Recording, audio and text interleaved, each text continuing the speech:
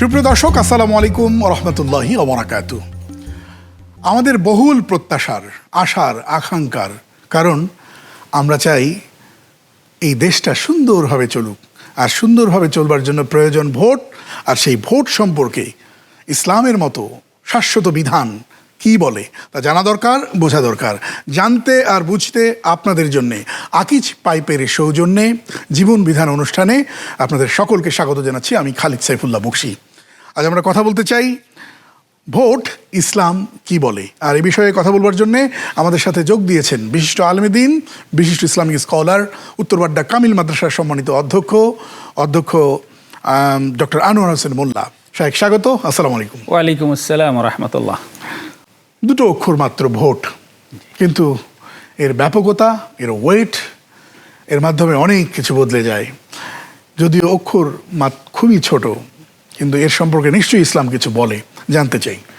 জি ধন্যবাদ। আলহামদুলিল্লাহ ওয়াসসালাতু ওয়াসসালামু আলা রাসূলিল্লাহ ওয়া আলা আলিহি ওয়া সাহবিহি আজমাইন, আম্মা বাদ। এই ভোট শব্দটা মূলত আরবি শব্দ থেকেই, তাই নাকি? মানে কোরআন এবং সুন্নাহর শব্দ থেকেই এই শব্দটা এসেছে। আরবি শব্দ হলো বায়াত।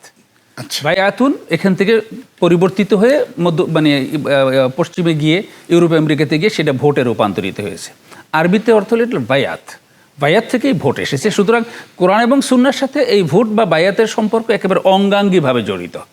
বিষয়টা হলো কোনো একটা বিষয়ে যখন আমরা সিদ্ধান্ত নিতে যাব, তখন যদি একাধিক ক্ষেত্র থাকে কিংবা একাধিক অপশন থাকে, অথবা কোনো দায়িত্ব দেওয়ার সময় যদি একাধিক ব্যক্তির সম্ভাবনা থাকে, তখন সেইখান থেকে কোনো একটা ক্ষেত্র, কোনো একটা পাত্র বাছাই করে নেয়ার জন্য জনগণের যে মতামতটা নেওয়া হয়, সেই মতামতটাকেই আমরা ভোট বলে থাকি।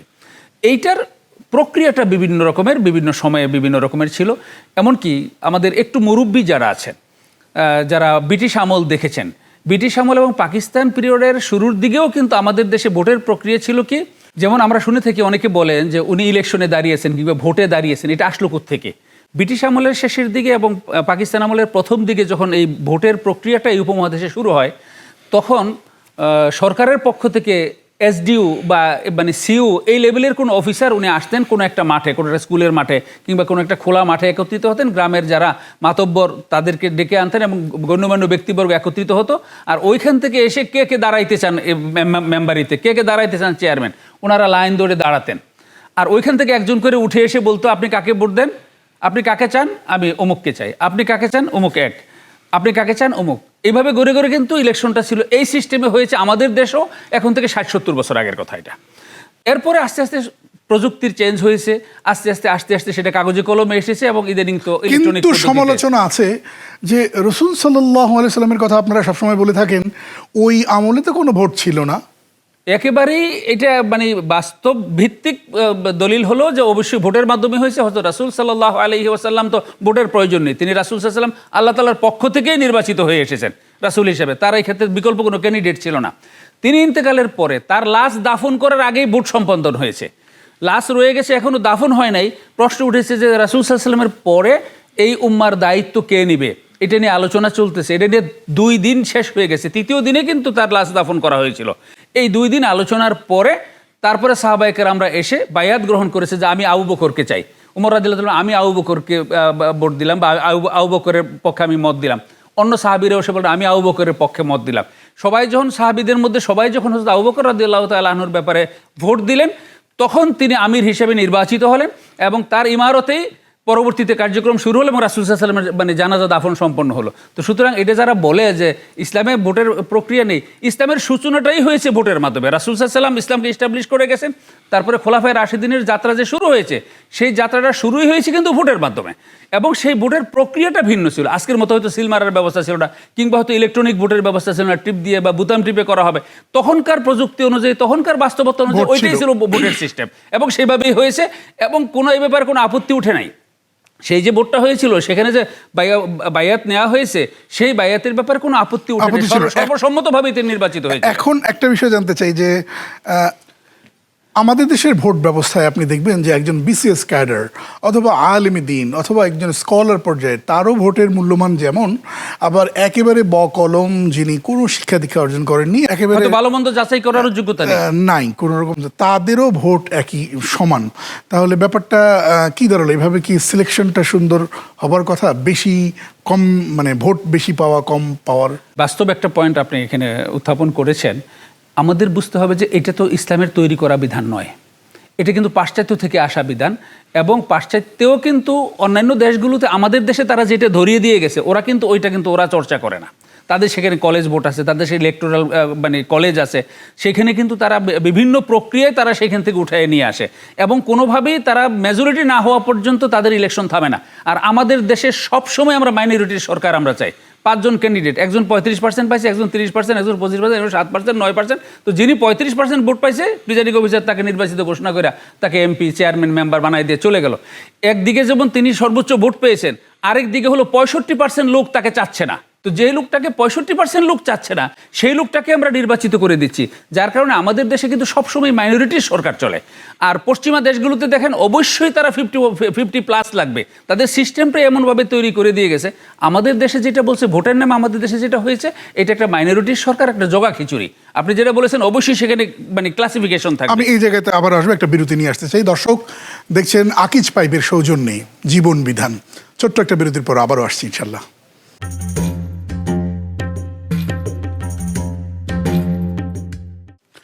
স্বাগত আরেকবার, সাথে থাকবার জন্য অসংখ্য ধন্যবাদ। দর্শক দেখছেন আকিজ পাইপের সৌজন্যে জীবন বিধান। আজ আমরা কথা বলছি ভোট, ইসলাম এ ব্যাপারে কি বলে।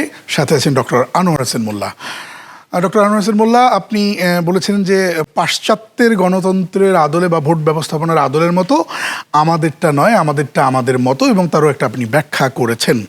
আমি যেটি আপনার কাছে জানতে চাই যে এই ব্যবস্থাকে ইসলাম কি বলে, বা প্রচলিত গণতন্ত্র অথবা ইসলামী মৌলিক গণতন্ত্র, এই দুটো বিষয়কে যদি আপনি একটু খোলাসা করতেন। কনসেপ্টটা যদি ধরি, কনসেপ্টটা ঠিক আছে, কিন্তু তার প্রায়োগিক যে বাস্তবতা, এটা ইসলামের সাথেও যায় না এবং পাশ্চাত্য গণতন্ত্রের সাথেও যায় না। এটা আমাদেরকে একটা পোটলা পাগলের বুঝ দেওয়ার জন্য দিয়ে গেছে, ভোটের নামে বা গণতন্ত্রের নামে এটা দিয়ে গেছে। এবং আমাদের দেশে আমরা গণতন্ত্র বলতে শুধু ভোটকেই বুঝি। আপনি রাস্তা দিয়ে হাঁটতেছেন, আপনি আগে ছিলেন, আপনাকে ডিঙ্গে আরেকজন যাবে না, এটাও যে গণতন্ত্র। আপনি মাছ দাম করতেছেন, পিছন থেকে এসে আরেকজন আপনার থেকে 200 টাকা বেশি বলে সে মাছ নিয়ে চলে যাবে না, এটাও যে গণতন্ত্র। এই যে গণতন্ত্রের প্রাতিষ্ঠানিক রূপের যে আমরা কথাটা বলছি, যে সর্বত্র মানুষের মধ্যে গণতান্ত্রিক মূল্যবোধ প্রতিষ্ঠিত করতে হবে, যেটা পাশ্চাত্যে রয়েছে বা ওখানে উন্নত গণতান্ত্রিক দেশগুলোতে রয়েছে, আমাদের দেশে গণতন্ত্রের নামে শুধু এই ভোট ব্যবস্থাটাই দিয়ে গেছে। আর আপনি যে পয়েন্টটা উঠেছেন যে সবাইকে সমান, ঢাকা বিশ্ববিদ্যালয়ের ভাইস চ্যান্সেলর, সুপ্রিম কোর্টের মানে যিনি চিফ জাস্টিস, ওনার ভোটের যেই দাম, আপনার বাসার যে সকিনা বিবি কাজের বুয়া, তার ভোটেরও একই দাম। মানে 2,35,380টা ভোট হয়েছে। এখন সকিনা বিবি একটা ভোট দেওয়ার পরে 81 হয়ে যাওয়ার কারণে বক্সি জিতে গেল, কথার কথা। এটা কিন্তু আসলে জাস্টিফাইড না। এই জন্য এটা নিয়ে ব্যাপক গবেষণা হওয়ার প্রয়োজন। ইসলাম যেটা বলেছে সেখানে কিন্তু মানে মদিনা রাষ্ট্রের সমস্ত নাগরিকের কিন্তু মতামত নেওয়া হয়নি। প্রত্যেক গোত্রের গোত্রপতি যারা ছিলেন তাদের মতামতের ভিত্তিতে করা হয়েছে। গোত্রের তারা তাদের গোত্রপতি নির্বাচিত করে দিয়েছে।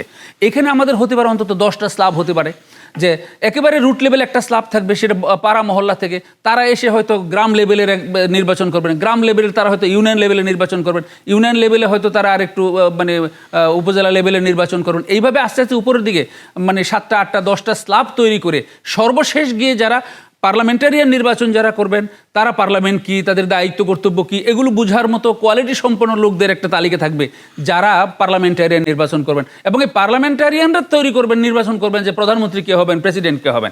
এরকম স্লাব ভিত্তিক না করে গণভাবে সবার ভোট সমান যদি করা হয়, এখানে ভোটের যে মূল উদ্দেশ্য, যে একটা মানে গ্রহণযোগ্য এবং অপেক্ষাকৃত উপযুক্ত ব্যক্তিকে বাছাই করা, এই জিনিসটা কিন্তু হয় না। আর আমাদের দেশে তো উপযুক্ততা বিবেচনাই করা হয় না।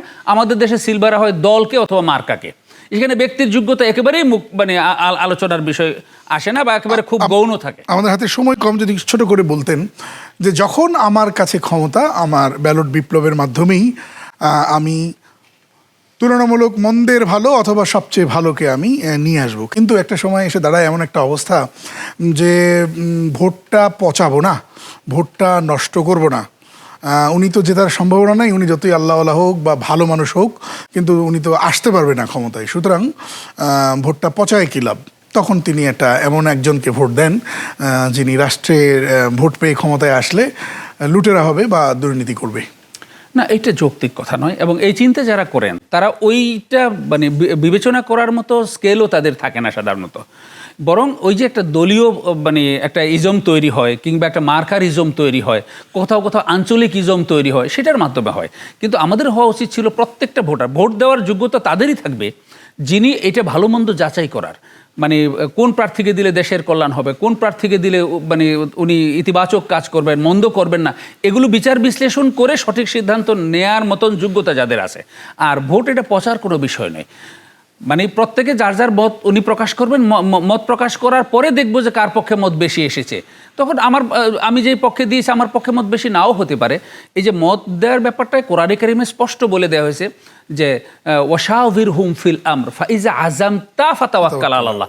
আযাম তুম বলে নাই, আযামুও বলে নাই, যে সবার কাছে তুমি মতামত নাও, কিন্তু সিদ্ধান্ত যখন তুমি নিবে, কারণ সিদ্ধান্ত নেওয়ার একক মালিক কিন্তু আমি। এই জন্য ভোট দেওয়ার ক্ষেত্রেও বিভিন্নজন বিভিন্ন পরামর্শ দিবে, কিন্তু আমার বিবেচনায় যাকে আমি ভালো মনে করব আমি তাকেই ভোট দিব।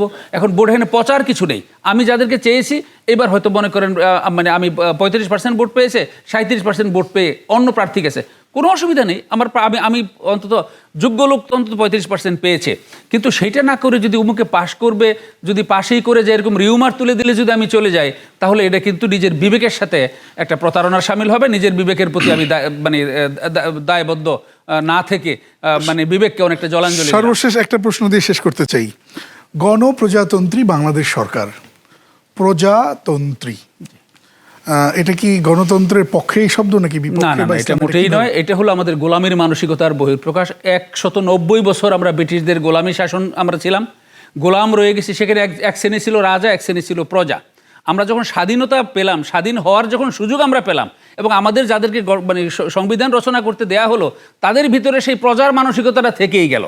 তো রাজা প্রজার যে কনসেপ্ট আমাদের সংবিধানেই সেটা সন্নিবেশিত করে দেওয়া হলো যে গণপ্রজাতন্ত্রী বাংলাদেশ, প্রজাতন্ত্র। তাহলে প্রজাকে যদি আমি স্বীকৃতি দিই, জনগণকে যদি প্রজা বলি, তাহলে একটা শ্রেণীকে আমরা রাজা বানিয়ে দিলাম। কিন্তু অন্তত যৌক্তিকভাবে, অন্তত মানে আইডিওলজিক্যালি আমরা একটা শ্রেণীকে রাজা বানিয়ে দিলাম।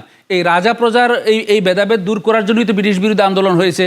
সেই রাজা প্রজার ব্যবধান দূর করার জন্যই তো আমাদের মুক্তিযুদ্ধ হয়েছে। কিন্তু মুক্তিযুদ্ধের পরে যাদেরকে দায়িত্বটা দেওয়া হয়েছে, তারা দেশের জনগণকে প্রজা বানিয়ে রাখলেন। এটা জনগণের প্রতি চরম অবিচার করেছেন বলে আমার ব্যক্তিগত মতামত। অসংখ্য ধন্যবাদ ডক্টর আনোয়ার হোসেন মোল্লা আপনাকে। ধন্যবাদ আপনাকে।